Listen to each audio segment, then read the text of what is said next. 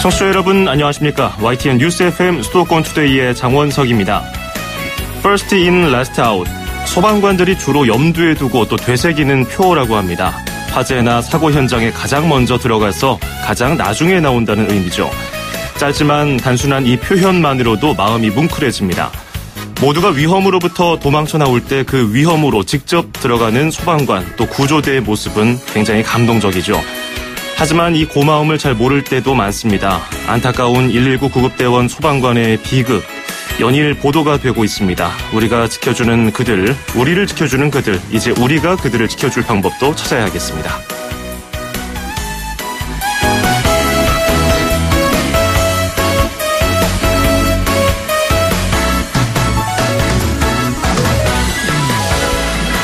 오늘 수도권 투데이가 선정한 이슈는 민물장어 위판장거래 의무화 법안입니다. 지난 2016년 말에 수산물 유통의 관리 및 지원에 관한 법률 일부 개정안이 공포됐는데요. 이에 따라서 이 법에 적용을 받는 민물장어는 위판장에서만 판매가 돼야 합니다. 이 법에 따라서 법률 시행일은 지난해 6월이었고요. 하지만 해수부는 아직 민물장어 등의 위판장 판매를 시행하지 않고 있습니다. 유통체계 재편으로 안전한 먹거리를 제공하려는 업계에서는 반발이 컸죠. 잠시 뒤 일부 투데이 포커스에서는 민물장어 양식수협 김성대 조합장 스튜디오에 직접 초대해서 관련 이야기 나눠보고요. 이어서 2부에서는 수도권 사용설명서 부동산 이야기 나눠보겠습니다. 그리고 투데이 안전톡톡 소화장치에 대한 정보도 전해드리겠습니다. 오늘은 비가 그친 뒤에 공기가 제법 차가워졌습니다. 내일까지는 오늘 같은 선선한 날씨가 이어지겠는데요. 지금 전국이 맑은 가운데 미세먼지 걱정은 안 하셔도 되겠습니다. 하지만 경기 동부와 강원, 충청 북부와 경북 북부에는 오후 한때 5mm 안팎의 비가 오겠습니다. 오늘 낮 기온은 서울이 15도, 광주 18도, 부산이 21도까지 오르겠습니다. 화재 현장에서 1분 1초가 아쉬워서 검게 그을린 얼굴로 컵라면으로 끼니를 때우는 소방대원의 사진 보셨을 겁니다. 그래도 이 아쉬운 말 한마디 안 하고 또다시 인명과 재산을 구하러 가는 그분들을 응원하는 노래로 이 시간 시작합니다. G.O.D의 간다 띄워드리면서 2018년 5월 3일 수도권 투데이 시작합니다.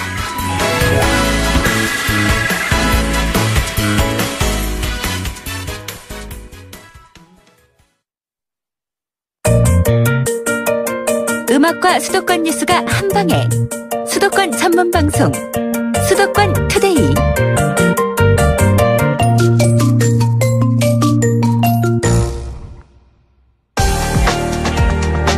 투데이 포커스.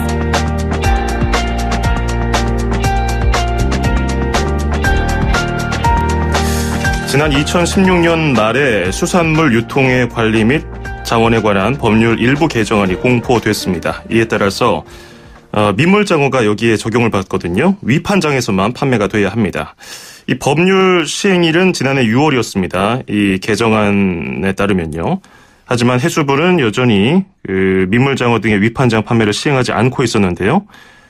유통체계 재편으로 안전한 먹거리를 제공하려고 하는 업계는 반발이 컸습니다. 그래서 안전성 그리고 투명성을 보장하기 위해서는 여러 가지 조치가 마련돼야 한다고 얘기를 하고 있는데요. 그래서 오늘 이 문제를 다뤄보려고 합니다. 한국 민물장어 양식수산업 협동조합의 김성대 조합장님 스튜디오에 모셨습니다. 어서 오십시오. 예, 반갑습니다. 예, 민물장어 수협이 광주에 있는 걸로 알고 있는데요. 예, 어떻게 멀리까지 오시느라 고생 많으셨습니다. 예, 전국에 우리 양식 어가가 약 400개 업체가 제주도, 경기도, 강원도까지 골고루 다 있습니다. 그렇군요. 그래서 전국의 이 400개 어가가 저희 양식수협의 회원으로 조합원으로 가입해서 활동하고 있습니다. 그렇군요. 법 시행이라든지 지난달 24일에 성명을 발표하셨는데 그런 내용 하기 전에 한국 민물장어 양식수산업 협동조합이 어떤 일을 하는 곳인지 그부터 말씀을 간단하게 소개 부탁드리겠습니다. 예, 저희들은 약 30여 년 동안 민물장어라는 단일 어종만 가지고 취급하는 업종별 수협으로서 30여 년의 노하우와 또 여러 가지 전문성을 가지고 있고 상호금융을 통해서 저희들이 약 한 7천억을 조성을 해서 우리 생산 어가를 지원하고 또 경제사업으로서 이러한 유통과 어떤 경제 사업을 하고 있습니다. 예. 그 민물장어 유통에 관한 얘기를 많이 해주셨잖아요. 예, 그래서 이 유통질서 확립을 위해서 국회에 나가서도 여러 가지 말씀도 해주시고 노력을 하신 걸로 알고 있는데 이런 말씀 하기 전에 지금 민물장어가 그 바다에서 뭐 민물장어를 양식하고 그다음에 그것을 판매하는 과정이 어떻게 되는지 어떻게 해서 소비자들의 식탁 위에 오르게 되는지 그거부터 간단하게 좀 설명 좀 해주시죠. 저희들은 그냥 잘 알고 있지만 국민들은 생소하기 때문에 제가 말씀을 드리겠습니다. 이 민물장은 유일하게 현재 부화를 할 수 학문적으로는 가능하지만은 지금 상용화돼 있지 않아서 저희들이 지금 식탁에 오르는 이 민물장어는 태평양 중심권에서 부화를 해서 이게 한 7개월 정도 소상을 해가지고 그 자연산을 체포해서 이것을 양식해가지고 1 내지 2년간 양식을 해서 소비자의 식탁에 오르게 되는 그런 어종이 되겠습니다. 예. 그러면 그 양식을 해서 어떤 과정을 거칩니까? 그 중간에 업체들이 다양하게 있을 거 아니겠습니까? 예, 이제 저희들은 치어에서부터 중간 종묘 성어라고 합니다. 성만 우리가 식탁에 올리는 민물장어 이거를 양어장에서 전반적으로 치어에서부터 성어까지 전부 양식을 해가지고 이렇게 공급하는 시스템이 되어 있습니다.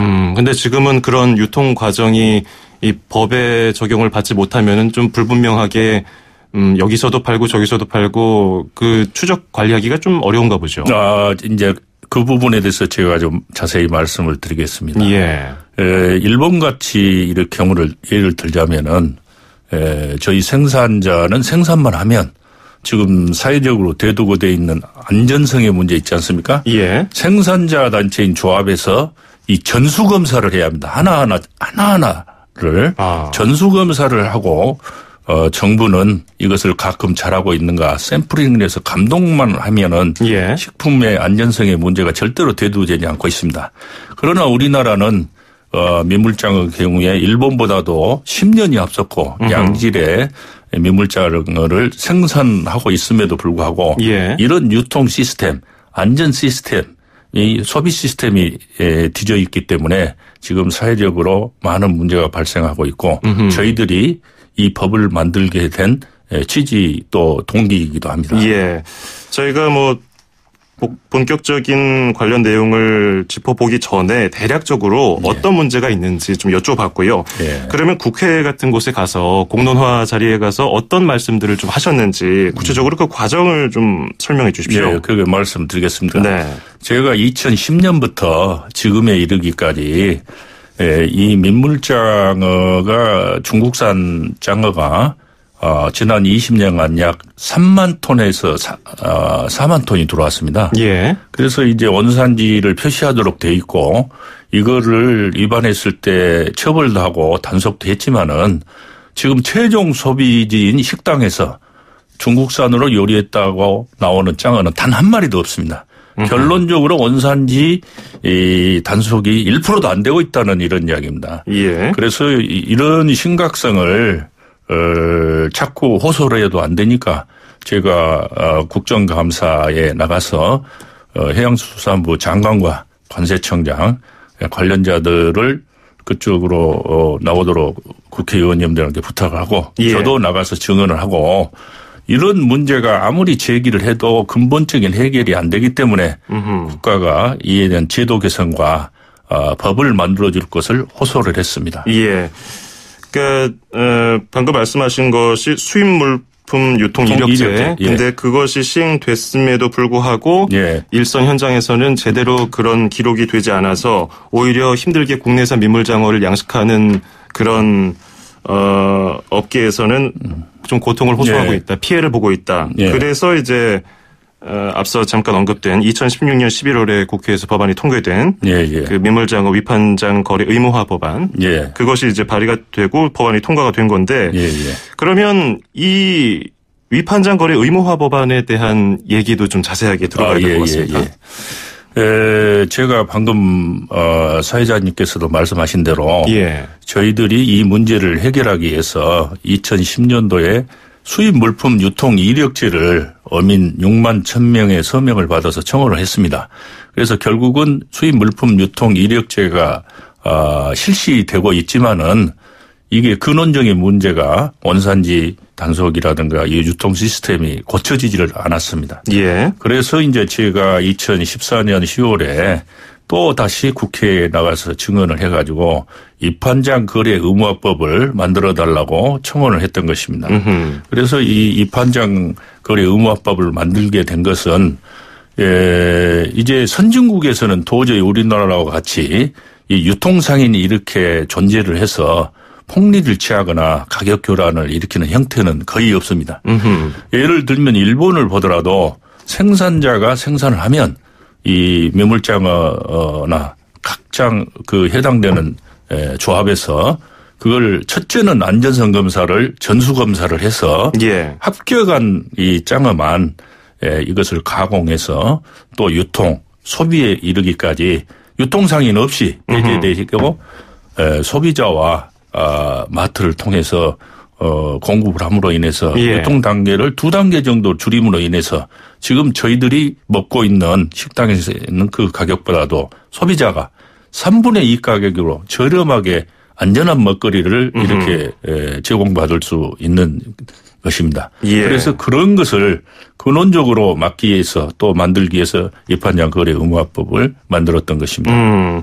앞서 우리 조합장께서도 설명해 주신 것처럼 민물장어 양식 기술은 일본보다 10여 년이 앞서 있음에도 불구하고 예. 유통 과정에서 좀 다양한 폭리를 취하는 그런 문제들 때문에 가격도 소비자들이 좀 비싸게 지불하고 예, 그리고 중간 유통 과정에서 어떤 안전성에도 우려가 되고 우려가 있습니다. 그런 것들을 지적했는데 일본의 경우는 그 유통 과정이 좀 단순화돼서 예, 오히려 조합을 통해서 개통출하가 되기 때문에 안전성 검사도 철저히 하고 그다음에 바코드를 달아서 이렇게 하기 때문에 안전에 관한 문제도 전혀 없고 또 조합에서 직접 가공해서 마트나 소비자에게 이렇게 직송을 하기 때문에 아하. 유통 단계가 도매상, 소매상이 생략이 되어버리기 때문에 예. 완전히 그 유통 혁명이라고 말할 수가 있고 OECD 국가는 전부 그런 형태를 취하고 있는데 예. 우리 뱀장어의 경우에 사실은 일본이 종주국이거든요. 그런데 우리나라가 그동안 30여 년간에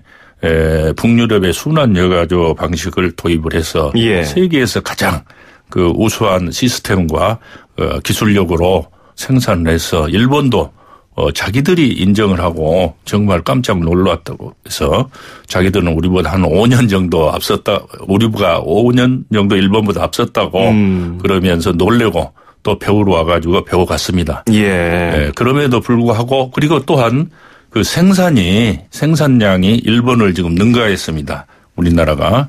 일본은 약 2만 톤 정도인데 작년에 보니까 17,500톤을 생산했더라고요. 그래서 저희들은 약 2만 톤을 생산했습니다. 예. 다만 일본이 이제 소비가 약 5만 톤 정도 이렇게 됐는데 부족량을 중국에서 수입해다 먹는데 중국에서 수입해 먹는 일본으로 가는 것은 아주 최고 우수한 것이 가고 아하. 우리나라 오는 것은 등해품이 옵니다. 아, 그런가요? 예, 그렇습니다. 그래서 일본은 그런 유통 시스템과 소비 시스템이 잘 돼서 그 부분을 저희들이 보충을 하고 보완을 해야 한다고 생각합니다. 지금 이런 문제점들 때문에 국회에 가서도 여러 가지 의견 제안을 하셨고요. 예, 예. 그래서 이제 2016년 말에 법이 통과가 됐는데 원래대로라면은 지난해 중순에 시행됐어야 되는 거잖아요. 예, 그렇습니다. 이것은 정말 상식적으로 있을 수가 없는 일입니다. 예. 대통령령으로 16년 12월 1일 날 공포가 돼서 예. 17년 6월 3일 날 시행토록 해가지고 그 뒤로 해수부의 실무자들이 법 시행 한 달 전까지 시행 규칙을 이미 예시했고 다 마련을 했는데 어떻게 된 일인지 시행 한 달을 놔두고 실무자를 갑자기 바뀌면서 예. 이런 근원적인 걸 다 부정하고 또 자꾸 그 유예시킴으로 인해서 결국은 지금까지 한 1년 정도 이렇게 유예가 되고 말았습니다. 그럼 이 법안을 기다리고 있던 뭐 수협 관계자라든지 생산업계에서는 굉장히 좀 당황할 것 같아요. 왜냐하면 이거에 맞춰서 준비를 다 해놨는데 시행이 안 됐으니까요. 지금 이게 시행일이 지난 지 한 10개월 정도 지나고 있는데 법안 시행이 왜 안 되고 있다고 보시는지요? 이제 이 부분에 대해서 사실은 해양수산부가 이런 문제점을 저희들 호소를 하면은 그에 대한 제도 개선과 법을 그분들이 사실은 입법을 해서 만들어져야 옳습니다. 예. 그런데 이제 이렇게 하지 않으니까 저희 생산자들이 10여 년간에 국회에 가서 증언하고 문제도 제기하고 해가지고 의원 입법을 해서 이것을 만들었는데 이분들이 그 시행을 안 한다는 것은 그러니까 법 시행 그 비교 형량의 법칙이라는 게 있습니다. 이 법을 시행을 하면 대다수의 95%의 생산 어가가 혜택을 입고 5천만 소비자가 전부 이익을 보는데 단 5%도 안 된 그 생산 어가를 어떻게 보면 위장 생산자라고 말할 수가 있습니다.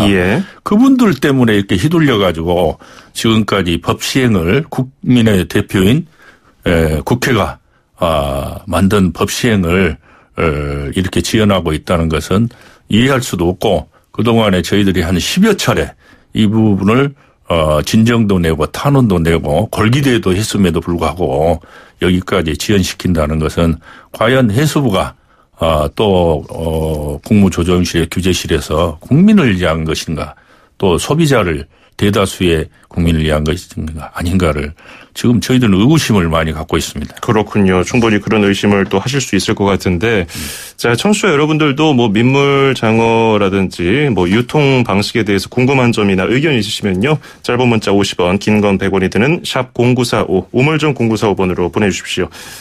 민물장어 양식수산업 협동조합 김성대 조합장과 함께하고 있습니다.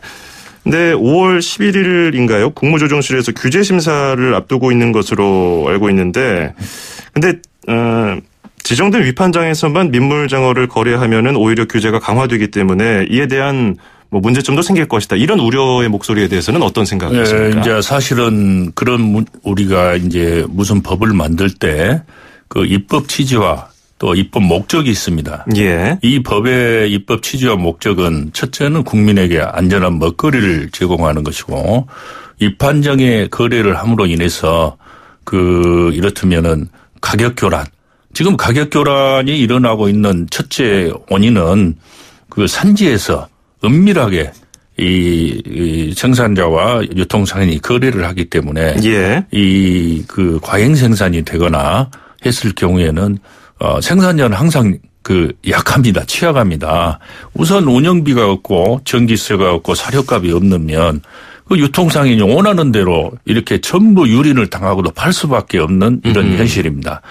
그러다 보니까 이제 유통상인만 폭리를 취하게 되고 심지어는 피땀 흘려서 길렀던 장어에 대한 대금을 애상거래를 하기 때문에 한 달 내지는 2달로 걸리고 심지어는 돈을 떼어서 이 액수가 한 500억 정도 되는 이런 심각한 현상이 이렇게 발생하게 된 것입니다. 그래서 이제 위판장 거래를 하게 되면 유통상인이 수협에다가 일정액의 돈을 예치를 하면 그 범위 내에서 거래가 되고 안전성 검사도 하고 유통 단계도 줄여서 모든 것을 관리하기 때문에 수급을 관리하기 때문에 안정적으로 저렴하게 국민에게 소비자에게도 공급이 될 수 있고 이러한 목적 취지를 달성하기 위해서는 일정한 규제와 또 수협 위판장이라고 하는 독과점 이걸 독과점이라고 말할 수가 없습니다. 수협이라고 하는 광범위한 위판 시스템을 공정하게 법에 의해서 되는데 굳이 그걸 규제 내 또 상위법에서 국민의 대표인 국회에서 이미 이런 필요한 목적 달성을 위해서 심의를 했던 것을 하위 기관인 국무조정실의 규제실에서 다시 재론한다는 것은 뭔가 이건 석연치 않는 의구심이 있다. 저희는 그렇게 이해를 하고 있습니다. 민물장어 양식수산업 협동조합의 의견에 대해서 오늘 들어봤고요. 저희가 해수부의 입장을 들어봤더니 앞서 말씀드린 것처럼 5월 11일에 국무조정실 규제심사를 앞두고 있고요. 관련 법안의 시행을 위해서 노력을 하고 있다 이런 말을 해왔습니다. 관련 절차를 거쳐서 좀 좋은 소식이 있길 바라겠고요. 끝으로 민물장어 양식수산업협동조합의 앞으로의 계획은 어떠한지 간단하게 설명 부탁드리겠습니다. 저희들은 작년에 사실은 이 법 시행을 예고를 하면서 해양수산부의 당국자가 이 법이 시행됨으로 인해서 선량한 정가자가 나오지 않도록 모든 입판장과 시스템을 갖춰달라고 저희들에게 이메일과 팩스로 보내왔기 때문에 만반의 준비를 해놨습니다. 전국에 영암에다가 메인 전국 입판장을 만들었고 일산과 에도 경기도의 생산자를 위해서 만들었고 그다음에 고창에 전라북도 입판장을 만들었고 영광 한평을 겨냥해서 그쪽에도 또 입판장을 만들어 놨습니다. 그리고 직원들도 채용을 해놓고 지금 현재 대기하고 있는 이런 상태입니다. 네. 그럼에도 불구하고 예고대로 시행이 안 됨으로 인해서 저희들은 엄청난 아직도 생산 허가가 유통 교란에 시달리고 있고 또 소비자도 이게 이제 유통 교란으로 인해서 비싸게 공급이 됨으로 인해서 생산자와 소비자가 모두 지금 피해를 입고 있는 이런 상황입니다. 네네. 알겠습니다. 이런 문제를 타개할 수 있는 해결책이 하루빨리 나왔으면 좋겠고요. 이 법 시행이 또 언제가 될지 모르겠지만 법 시행이 된다면은 이 부분에 대해서도 다시 한번 또 나중에 관련 설명 또 부탁드리겠습니다. 생산 어가와 또 소비자들 모두에게 바람직한 방향으로 흘러갔으면 좋겠네요. 네, 오늘 설명 자세하게 잘 들어봤습니다. 고맙습니다. 예, 감사합니다. 네, 지금까지 한국민물장어 양식수산업협동조합의 김성대 조합장이었고요. 신해철이 부르는 민물장어의 꿈 듣고 잠시 뒤에 뵙죠. 예, 감사합니다. 네, 신해철의 민물장어의 꿈 듣고 오셨습니다. FM 94.5MHz YTN 뉴스 FM 수도권 투데이 듣고 계시고요. 저는 아나운서 장원석입니다. 자, 저희가 선물을 요즘 계속 보내드리고 있습니다. 고 김광석에 관한 뮤지컬 중에서 가장 김광석다운 뮤지컬로 평가를 받고 있는 뮤지컬 바람이 불어오는 곳 관람권을 선물로 보내드리고 있습니다. 수도권 투데이에 대한 의견도 좋고요. YTN 뉴스 FM에 바라는 점도 좋고 개인적인 이야기도 좋습니다. 뮤지컬 바람이 불어오는 곳 관람을 원하시는 분들은 짧은 문자 50원, 긴 건 100원이 드는 샵 0945, 우물정 0945번으로 사연과 함께 문자 보내주십시오. 저희가 프로그램 말미에 당첨된 분을 소개해드리겠습니다. 2부에는 수도권 사용설명서 부동산 소식, 투데이 안전톡톡, 소방상식 전해드리려고 합니다. 바로 이어가죠. 2,500만 수도권 청취자를 위한 모든 소식이 한자리에 YTS FM 수도권 투데이.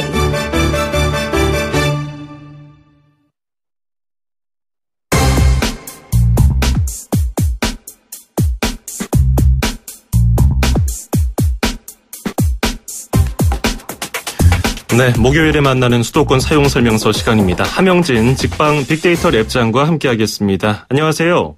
네, 안녕하세요. 네.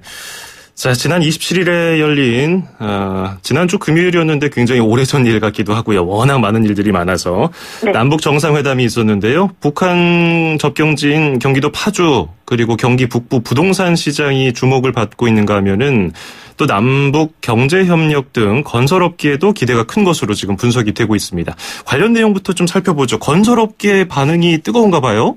예, 그렇습니다.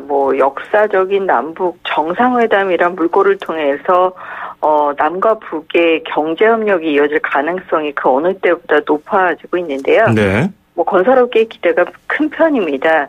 일단 북한의 부족한 도로나 철도, 전기 같은 기간시설 확충 과정에서 건설업계의 영향이 굉장히 중요해질 수밖에 없는 상황인데요.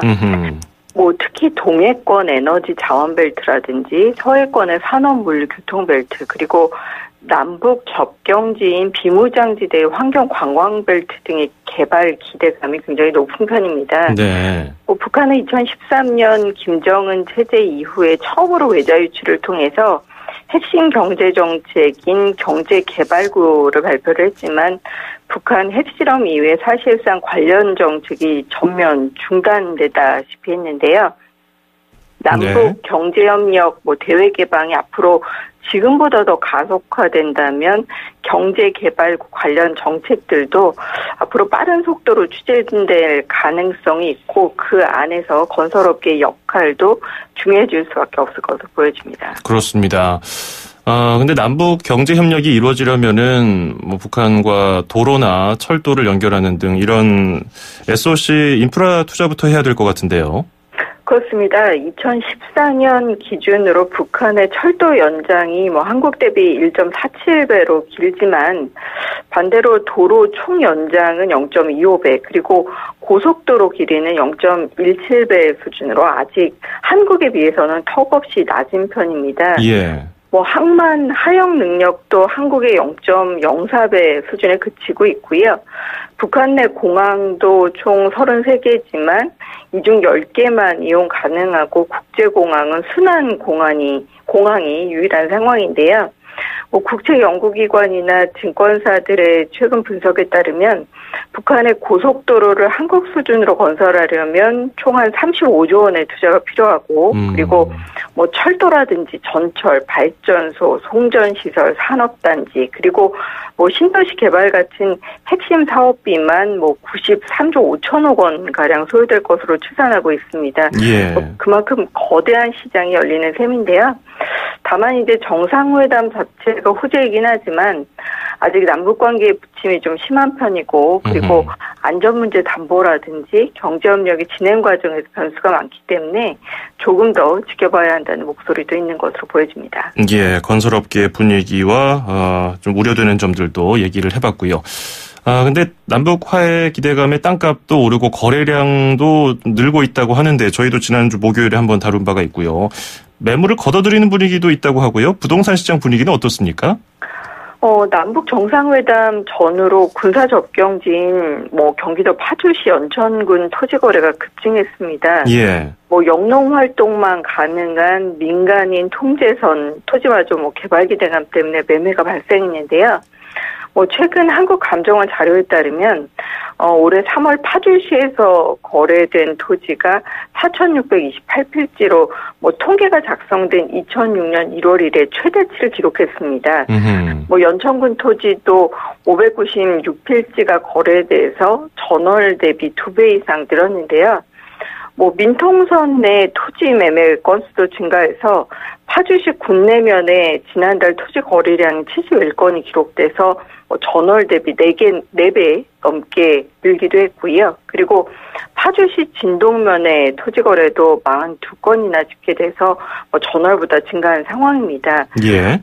남북 정상회담 이후에 개성공단 재개라든지 또 경의선 연결 같은 합의가 만약 도출되게 되면 지역 개발이 본격화할 것이라는 기대감 때문에 일단 시장에 나온 매물이 모두 팔린 상황이고요. 그리고 일부 매도자는 가격 상승 기대감에 남은 매물을 걷어들이고 있다고 하는데요.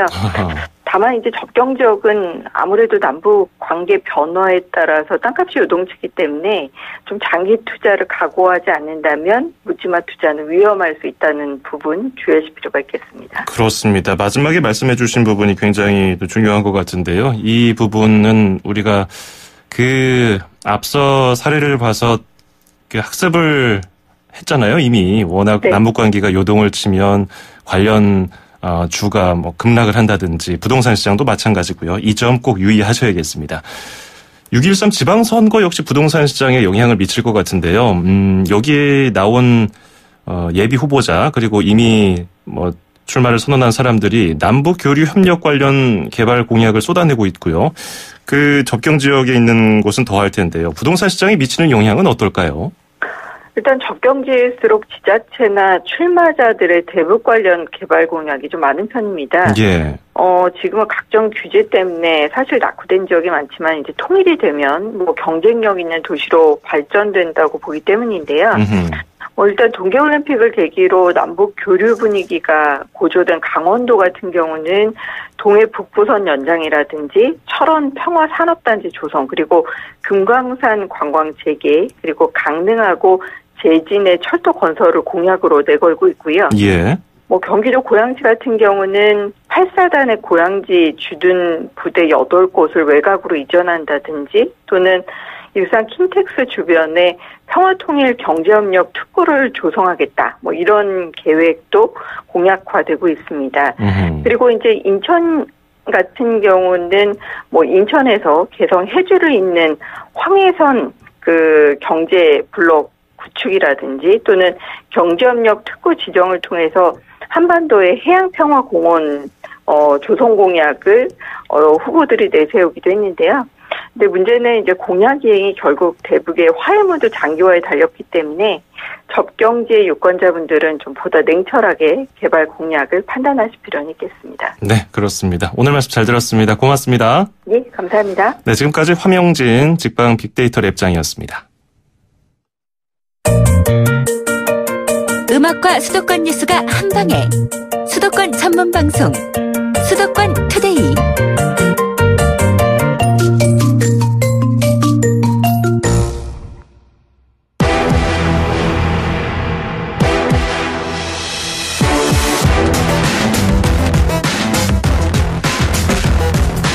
투데이 안전 톡톡. 언제 어디서 무슨 일이 벌어질지 어떤 사고가 닥칠지 모르는 세상입니다. 내 주변 과연 365일 안전하다고 할 수 있을까요? 내 몸은 다른 사람이 아닌 내가 지켜야 합니다. 알아두면 좋을 안전상식, 익혀두면 도움될 안전팁을 모아서 전달해드리는 코너 투데이 안전톡톡입니다. 자, 오늘도 서울 양천소방서 이혜지 반장 연결해서 관련 이야기 나눠보겠습니다. 반장님 안녕하세요. 네, 안녕하세요. 예, 요즘에 그 소방대원들의 안타까운 사고 그리고 그런 소식이 계속 들려와서 이게 마음이 먹먹한 상황입니다. 그렇기 때문에 우리가 미리미리 좀 크게 번지지 않을 그런 크게 번지지 않도록 미리미리 초기 진화하는 것 그런 것도 좀 중요할 것 같은데요. 지난주에 네. 분말 소화기 그리고 투척용 소화기 사용법에 대해서 알려주셨는데 근데 이 외에도 우리 주변에 보면은 불을 끄는 장비들이 꽤 많다면서요? 네, 이게 조금만 관심을 갖고 둘러보면 이제 화재에 대비하기 위한 장비들이 천지에 있는데요. 네. 뭐 건물 천장에 스프링클러, 뭐 화재 감지기, 소화전 등등이 있고요. 저도 소방관이라서 이제 직업 때문에 그런 것들이 눈에 보이는 거지 사실 뭐 다른 직업을 가졌다면 관심이 없었을 것 같기는 해요. 보통 주변에서 불이 났다고 하면은 제일 먼저 생각나는 거 소화기. 뭐 그게 없으면은 바가지로 물이라도 퍼서 이렇게 끼얹어야 될 텐데 우리 청취자분들이 사용할 수 있는 게 소화기 말고 또 뭐가 있을까요? 소화전이 있어요. 아하. 뭐 아파트나 고층 빌딩, 마트 등 다중 이용 시설에서도 이제 쉽게 찾아볼 수 있는 옥내 소화전이 있고요. 길에도 이제 저희 소방 차량이 쉽게 진입하지 못하는 곳의 경우 소화전함, 비상 소화 장치함이 있어요. 예, 소화전 하면은 저는 그래도 좀 관심 있게 봐서 은색으로 된 그 뚜껑 그런 게 크게 네. 달려 있고 위에는 뭐 비상 버튼도 달려 있고 소화전 이렇게 금색으로 이렇게 써 있는 경우가 많잖아요. 네네. 근데 생소하시는 분들도 많을 것 같아요. 네, 이게 소방에서는 이제 소소심이라고 해서요. 위기 상황 발생 시 피해와 사망률을 크게 낮출 수 있는 누구나 알아야 할 소방 상식 3가지를 묶어서 캠페인을 지속적으로 하고 있어요. 기초 소방 상식 3가지가 바로 이 소화기, 소화전, 심폐소생술입니다. 네. 보통 소화기와 심폐소생술은 홍보가 많이 됐고 실제 일반인들이 직접 행동하는 모습도 뉴스에 많이 보도가 됐지만 아직 소화전은 많이 없어요. 그러게 말이에요. 지금 라디오 하시는 아나운서분도 다 알고 계시지만 그 외에 다른 분들은 그게 좀 전문가 분들이 사용하는 장비라고 생각하시는 분들도 많고요. 그러니까요. 소화전이 어디 있고 뭐 많이 보신 분들 있지만 열어본 사람들은 글쎄요. 얼마나 될까 생각이 들어요. 저도 열어본 경험은 없거든요. 왠지 전문가들만 써야 될 것 같고 만지면 고장나면은 안 될 것 같으니까요. 근데 누구나 사용해도 되는 건가요? 네, 이게 소화전은 위급 상황 시 이제 소방관뿐만 아니라 누구나 사용할 수 있고요. 효과도 소화기보다 월등합니다. 정확한 사용법을 익히면 이제 화재 초기 때 더 큰 도움을 얻을 수 있고요. 네, 그러면 소화전을 위급한 상황에 어떻게 사용하면 좋을까요? 보통 아파트와 고층 건물의 옥내 소화전은요, 층마다 설치되어 있어요. 불이 나면 옥내 소화전 위쪽에 위치한 비상벨을 눌러서 불이 난 사실을 주위에 알립니다. 그 다음에 소화전 함을 열어서 호스와 물을 쏘는 관창을 불이 난 지점으로 이동을 시켜요. 이제 호스를 잘 펴고 물을 쏠 준비가 다 됐다면 소화전의 밸브를 시계 반대 방향으로 돌려서 열으면 호스에 물이 채워지고 관창 노즐을 열어서 불이 난 곳에 물을 뿌리면 됩니다. 만약에 사용법을 모르신다면 소화전함 앞에 사용법을 이렇게 간단하게 안내되어 있어요. 그대로 사용하시면 되겠습니다. 뭐 그냥 들어서는 뭐 일반 호스에 물 틀어서 사용하듯이 쓰면 될 것 같은데 혼자서는 쉽지 않을 것 같아요. 저도 예전에 관창을 한번 들어봤는데 꽤나 묵직하더라고요. 네, 이제 2명이 사용하시는 게 좋고요. 뭐 한 분이 물을 쏘는 이제 관창 노즐을 가지고 불이 난 곳으로 가고 뒤에 계신 분이 호스를 잘 펴주고 소화전의 밸브를 열어주면 됩니다. 이때 밸브는 미리 열지 말고요. 뭐 관창을 잡고 있는 사람이 준비가 다 되면 밸브를 열어서 호스에 물을 채우는 게 좋아요. 아까 말씀하신 것처럼 관창 실제로 잡아보면 굉장히 무겁거든요.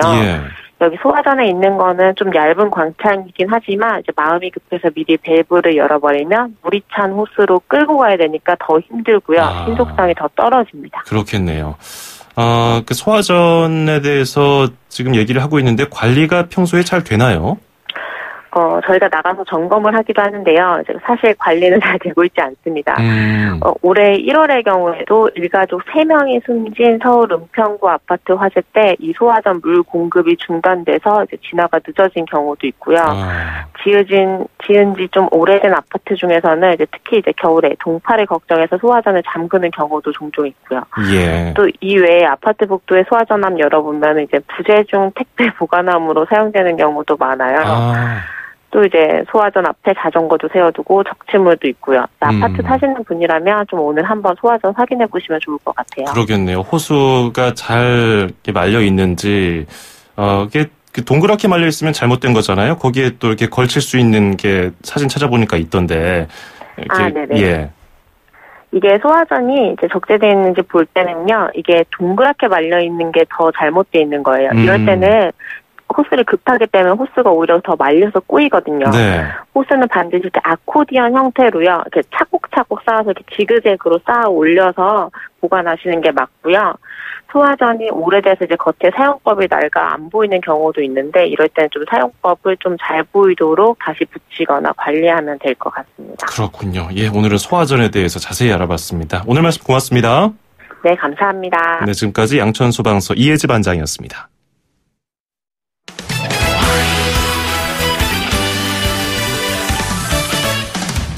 네, 5월 3일 수도권 투데이 여기서 마치겠습니다. 앞서 저희가 고지해드린 대로 김광석 뮤지컬 바람이 불어오는 곳 당첨자 소개해드리겠습니다. 6164번님입니다. 엄마가 운전 중이라고 저한테 보내달라고 하셔서 엄마와 함께 나들이 가고 싶다고 하셨습니다. 저희가 당첨자 명단을 공연 주최 측에 넘겨드리면요. 별도로 안내 전화나 문자 받으실 수 있을 겁니다. 자, 저는 내일 아침 9시 10분에 뵙죠. 장원석이었습니다. 즐거운 하루 보내십시오. 고맙습니다.